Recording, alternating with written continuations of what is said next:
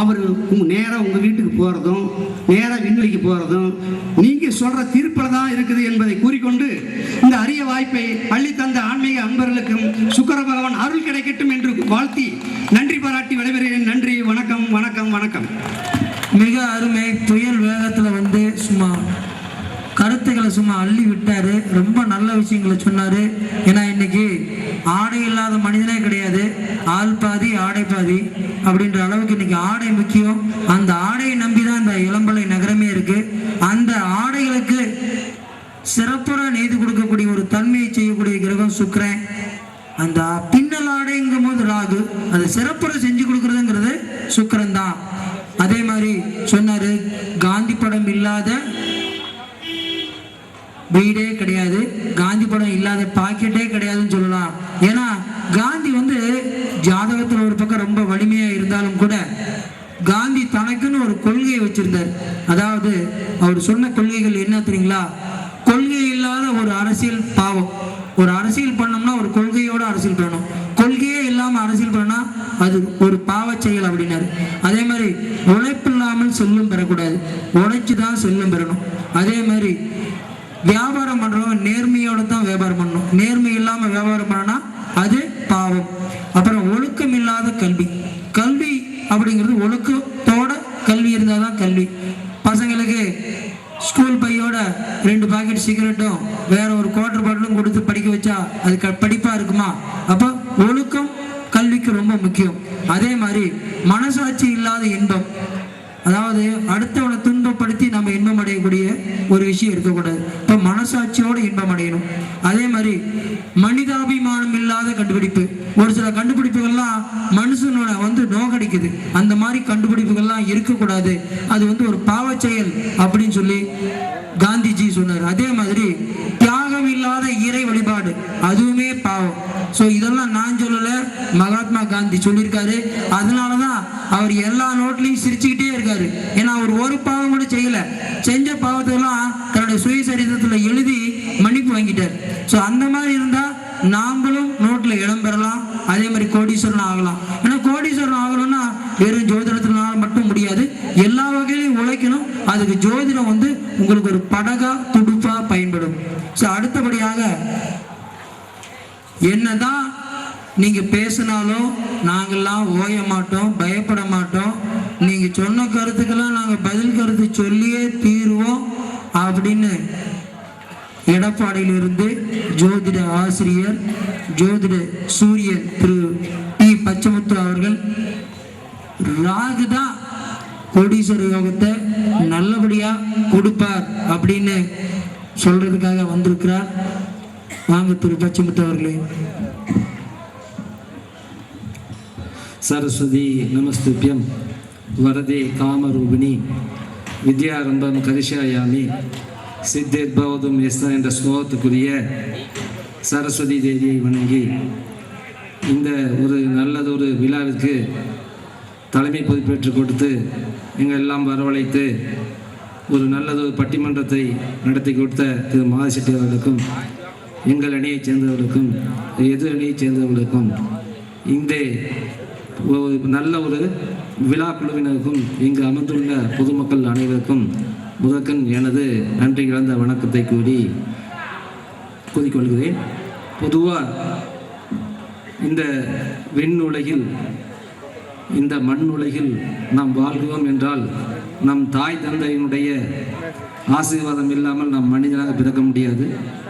எல்லோருமே குந்தி தேவி போல் வானத்தில் மந்திரங்களை உபயோகித்து பஞ்சபாண்டவரை வரவழைக்க முடியாது. அப்போ நம்ம தந்தையை வரவழைப்பதற்கு நம்மளது பாட்டன் தேவைப்படுகிறது. எங்கள் பாட்டன் சொத்து அப்படின்னு சொல்கிறோம். எங்கள் பாட்டன் எங்களுக்கு வாங்கி போட்டிருக்க இடம் சொல்கிறோம். எங்கள் பாட்டன் எங்களுக்கு பேங்க்கில் டெபாசிட் போட்டிருக்காரு, இது எங்கள் பூர்வீக சொத்துக்குங்க அப்படின்னு சொல்கிறோம். அந்த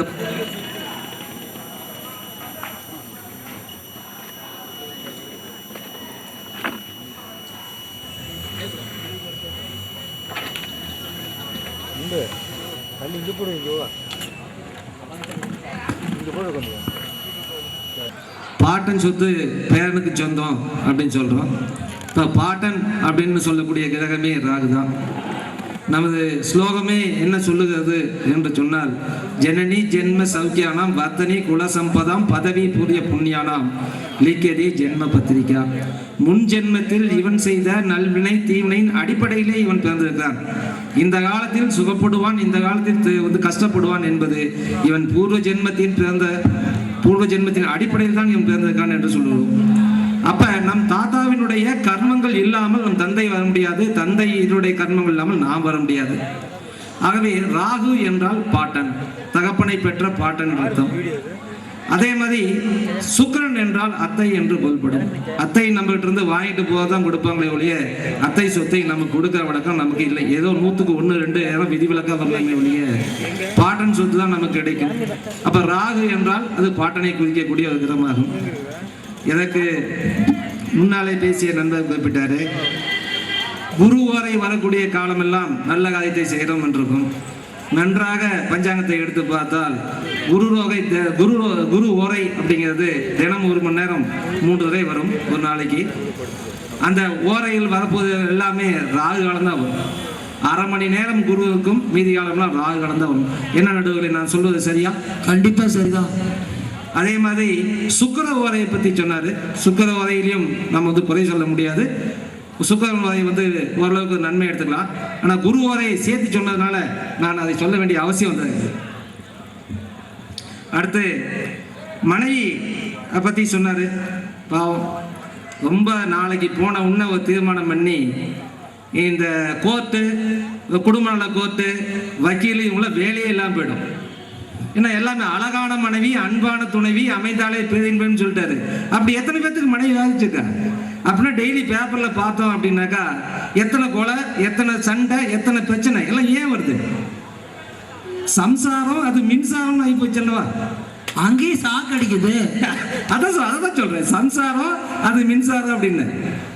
அதான் தூக்கி படத்துல சிவாஜி என்ன சொன்னாரு, கொண்டு வந்தால் தந்தை, கொண்டு வந்தாலும் வராவிட்டாலும் தாய், சீர் குழந்தால் சகோதரி, கொலையும் செய்வாள் பத்தினி.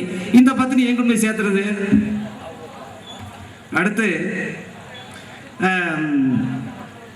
இந்த ராகு காலத்தை நட்சத்திரத்தை பத்தி பரணியில் பிறந்தால் ரொம்ப தரணியாள்வார்கள் என்று சொன்னார்கள். மதிப்புக்குரிய நீதிபதி அவர்களே, மிருத்யு பாகம் என்று ஒன்று இருக்கிறது.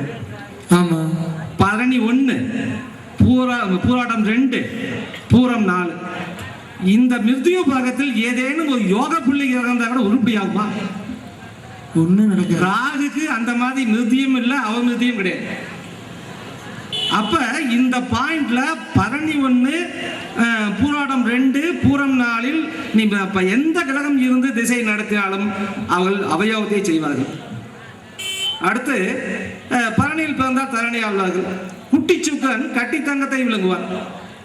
ஒரு குழந்தை பிறக்கிற போது ராகு திசையில் பிறந்தா சரியில்லை அப்படின்னு சொல்லி சொன்னாங்க. ஆனா ராகு திசையிலேயே இருக்கக்கூடிய நட்சத்திரங்களிலே விதிவிலக்கான நட்சத்திரம் பிறந்தது சுவாதி. அந்த சுவாதி என்கிற நட்சத்திரத்துக்கு கண்டிப்பாக எந்த விதமான விதிவிலக்குமே தேவையில்லை. முகூர்த்தத்துக்கோ மற்றதுக்கோ குறிக்கும் பொழுதோ திருமண பொருத்தங்களுக்கு பார்க்கிற போது சுவாதி நட்சத்திரத்துக்கு எந்த விதமான விதிவிலக்கும் பார்க்கவில்லை என்றுதானே இருக்கு நடுவில். கண்டிப்பா. அப்ப பரணி பூரம் புராடத்திலே ஒரு திருமண முகூர்த்தத்தை குறிச்சு வைக்க முடியுமா? இந்த இளம்பிள்ளை நகரிலே நீங்கள் ஒரு சிறந்த ஜோதிடர்கள் என்று நான் கேள்விப்பட்டிருக்கேன். நீங்கள் குறித்து கொடுப்பீர்களா? கண்டிப்பா குறிச்சு கொடுக்க மாட்டேன். குறிச்சு கொடுத்தா அடுப்பு போடுறதுக்கு தான் பரணி குறிக்கலாம், முகூர்த்தத்தை குறிக்க முடியுமா? அதாங்க. அதே மாதிரி இந்த பசுமாடு ரொம்ப சிறப்பாக சொன்னாங்க. ரொம்ப சந்தோஷமா இருக்கு. இது இந்த காளைகள்லாம் என்ன பண்றதே தெரியல. இந்த இவங்கெல்லாம் கூட்டிட்டு போய் நம்ம அலங்காநல்லூர் ஜல்லிக்கட்டில் கொண்டு போய் விட்டா பசுமாடு அடங்கிடுமா? அலங்காநல்லூர் ஜல்லிக்கட்டில் கொண்டு போய் விட்டு பசுமாடை கும்பிட்டு அப்படியே அடங்கி போயிடுமா? அதெல்லாம் அடங்க காளை அத வீரபாண்டிக்கு வந்துச்சம்மா, இந்த காளைக்கு ஆபத்துன்னு சொல்ற மாதிரி ஆபத்து வந்துடாதா? வெள்ளையம்மா வந்ததடி அம்மா, இந்த காளைக்கு ஆபத்து என்று சொல்லுவார்களே வீரபாண்டி கட்டபொம்மன்ல, அந்த மாதிரி ஆபத்துல வந்துருந்த காளைகளுக்கு அப்புறம் முரட்டு காளையாக மாறி விடுவாரு. மறுபடியும் பாக்கியராஜ் செயலுக்கே போட்டீங்களே. சரி, அடுத்து இந்த அழகுன்னு சொன்னாங்க. இந்த அளவுள்ள இடத்துல தான் சாமி அது இது அந்த அளவுள்ள இடத்துல தான் ஆபத்தே அதிகமாக இருக்கு. அளவுல பெண்களை கட்டிக்கிட்டோம்னாக்கா அவங்க பின்னால போய் நாம எவன் வந்து விடுறானோ எவன் ஏசானோ எவன் சைட் அடிக்கானோ தெரியல, நாம ஜாக்கிரதையா போக வேண்டியது இருக்கு. அடுத்து திருவாதிரை பத்தி சொன்னார். ஆமா, ரொம்ப வந்து ஒரு ரொம்ப ஒளி பெருந்திய நட்சத்திரம் திருவாதிரை. திருவாதிரை பத்தி சொன்னார். சிவன் பிச்சை எடுத்தான்னு சொன்னார். பிச்சை எல்லா எழுதக்கூடிய காலத்தில் எடுத்துதான் சீசனே அதுக்கு விதிவிலக்கு என்று சொல்லுவதற்காக அதை சொன்னார். ஒவ்வொரு மனிதனுக்கும் ஏற்றத்தாழ்வுகள் வரும். இரவு பகல், இன்பம் துன்பம், வறுமை செழுமை, ஏழ்மை, பணக்காரன், இது மாறி மாறி வரும் அப்படிங்கிறதுக்காகத்தான் அதை சொல்லி வைத்தார்கள். அதே மாதிரி இந்த திருவாதிரை நட்சத்திர சயின்டிபிக் உண்மை என்ன, ஒரு செகண்டுக்கு 85 நிமிடங்கள் 85 மைல்கள் அது வந்து சூரியனை விட்டு விலகி செல்வதாக அர்த்தம். மிக ஒளிபெருந்திய நட்சத்திரம். அந்த ஒளிபெருந்திய நட்சத்திரத்தில் அவர்கள் வந்து பிறந்தால் அவர்களுடைய வாழ்க்கையில் கொஞ்சம் சிரமம் இருக்கும். அதுக்கப்புறம் காலம் போதாமே அவங்க பிச்சை எடுக்கிறாங்களா? இல்லையே.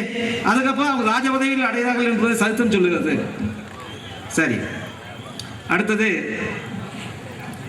சுக்கர திசை. ஆமா, ஒரு இது வந்து நடக்கல இருக்கு. 12 புறம் போராட்டத்துல ஒரு குழந்தை பிறந்தா சுக்கர திசை வந்துருச்சு. சுக்கர திசை பிறந்த அத்தனை பேருமே கோடீஸ்வரர் ஆயிட்ட நடுவர்களே. அப்படியெல்லாம் இல்ல, ஒரு சிலர் ஆயிருக்காங்க, ஒரு சிலர் ஆகாமே இருக்காங்க. அது காரணம் என்ன என்றால், குட்டி சுக்கன் கட்டி தங்கத்தை விளங்குவான். அந்த சுக்கர திசை ஒரு மனிதனுடைய வாழ்க்கையிலே 42 வயதுக்கு மேலே வந்தால்தான் அந்த சுக்கன் யோகத்தை செய்வார். இளமையிலே வந்தால் அவன் வந்து எவ்வளவு கஷ்டம் அத்தனை அனுபவிக்க வேண்டும் ஜோதிஷர் சொல்லுகிறது. ஆமா, அது காலப்பகை திசைன்றான். 21 to 41. அப்புறம் எங்களுக்கு வந்து ரிஷபம், கன்னி, ரிஷபம் வந்து துளாராசி எங்களுக்கு சொன்னாங்க. இந்த ராகு கேதுகளுக்கு 12 ராசிகளுமே அவர்களுடைய சொந்த வீடு தான். எந்த இடத்தில் இருக்கிறார்களோ அந்த வீட்டின் பலனை அப்படி எடுத்துக்கொள்வர்கள் தான். ஆனால் சுக்கனுக்கு அந்த மாதிரியான அமைப்புகள் பலங்கள் எதுவும் கிடையாது நடுவர்களே, கிடையாது. சரி, இப்பொழுது நீங்க டைமை பத்தி பேசினாரு. இப்பொழுது துலா லக்னம் தான் ஓடிட்டு இருக்கு. ஆனா அந்த துலாம் எங்கே அடங்கி இருக்கு என்றால் ராகுனுடைய புள்ளி தான் அடங்கி இருக்கிறது. ராகு சுக்கிரன் ரெண்டும் சேர்ந்து லக்னத்துக்கு 3ஆம் இடத்தில் தான் இருக்கிறது. காலசர்ப்ப தோஷம் என்ற தோஷத்தின் அடிப்படையிலே, காலசர்ப்ப யோகம் என்ற அடிப்படையிலே சனி ஒருத்தர் மாத்திரமே இந்த ராகு கேதுகளுக்கு இடையிலே வெளிவருகிறார். இந்த ராகுவால் இந்த சுக்கிரன் இந்த கணத்தில் விழுங்கப்படுகிறார் என்றுதான் பொருள் கொள்ள வேண்டுமே தவிர இவர் சுக்கிரன் தனியாக கொடுப்பதற்கான வாய்ப்புகள் இந்த டைம் இல்லை என்றுதான் சொல்லுகிறார்.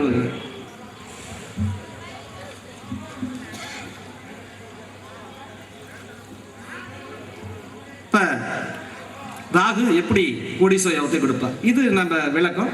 இப்பதான் மேட்ருக்கே வந்து வல்லரவு கேந்திரத்தில் தனித்து காணின் மறையவன்